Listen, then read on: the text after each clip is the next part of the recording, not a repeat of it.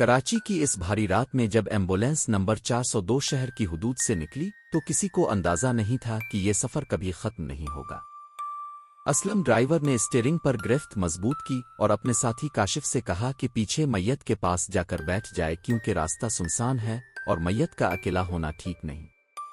کاشف ہچکچاتے ہوئے پیچھے کیبن میں چلا گیا جہاں سفید کفن میں لپٹی وہ لاش رکھی تھی جسے ملتان کے ایک دور افتادہ گاؤں پہنچانا تھا۔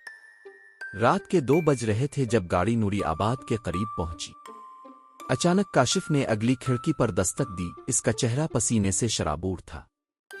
اس نے کانپتی آواز میں کہا، اسلم بھائی، پیچھے سے عجیب آوازیں آ رہی ہیں۔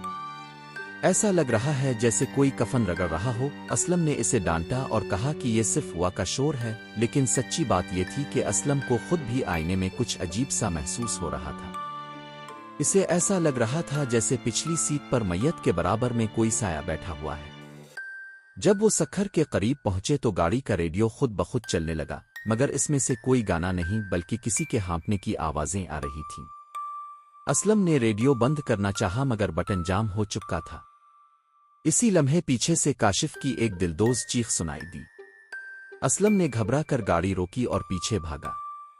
جیسے ہی اس نے دروازہ کھولا، اس کے پیروں تلے سے زمین نکل گئی۔ کاشف بے ہوش پڑا تھا اور میت کا رخ جو پہلے قبلہ رو تھا اب بالکل دروازے کی طرف تھا، جیسے وہ باہر نکلنے کا انتظار کر رہی ہو۔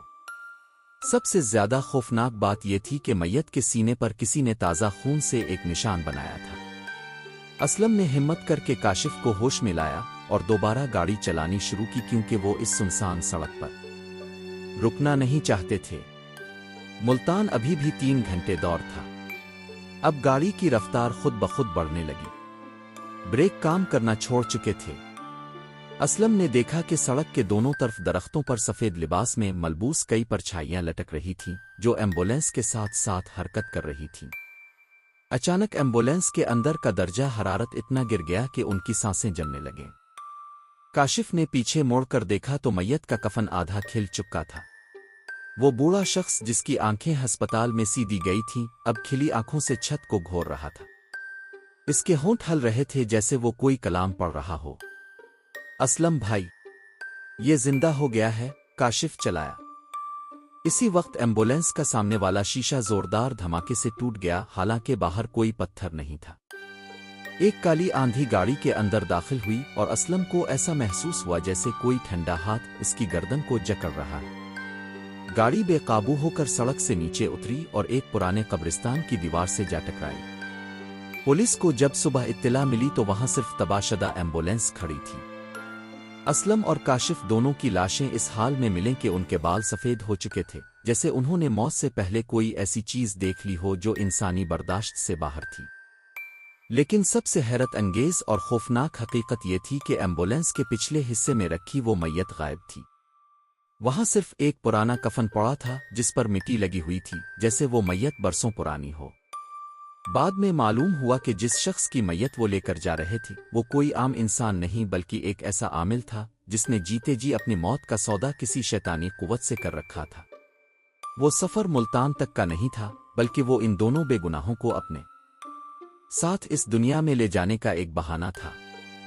آج بھی اس سڑک پر چلنے والے ڈرائیور بتاتے ہیں کہ رات کے پچھلے پہر ایک ٹوٹی ہوئی ایمبولینس سڑک کے کنارے کھڑی نظر آتی ہے جس کے اندر سے کوئی روتے ہوئے مدد کے لیے پکارتا ہے، مگر جیسے ہی کوئی قریب جاتا ہے وہ غائب ہو جاتی ہے۔ Dash board camera. اس جدید دور میں ایمبولینس میں ایک چھوٹا سا سیفٹی کیمرہ لگا ہوا تھا۔ جب پولیس نے اس کی ریکارڈنگ نکالی تو ویڈیو میں اسلم اور کاشف کسی نادیدہ وجود سے باتیں کر رہے تھے اور چیخ رہے تھے۔ کیمرے کی فوٹیج میں میت کا کفن خود بخود سرکتے ہوئے دیکھا گیا، گویا کوئی اسے اندر سے کھول رہا ہو۔ آخری کال۔ اسلم نے مرنے سے چند منٹ پہلے اپنے ہیڈ آفس ایک وائس میسج بھیجا تھا جس میں اس کی کانپتی آواز میں صرف یہ سنائی دیا، وہ جاگ گیا ہے، وہ میت نہیں ہے، وہ ہمیں مار دے گا۔ خوف کی کوئی حقیقت میں کوئی حد نہیں ہوتی، بس انسان کی ہمت جواب دے جاتی ہے۔ یاد رکھیے، کچھ کہانیاں ختم ہو کر بھی ختم نہیں ہوتی، وہ آپ کے کمرے کے کسی اندھیرے کونے میں دبک کر بیٹھ جاتی ہے۔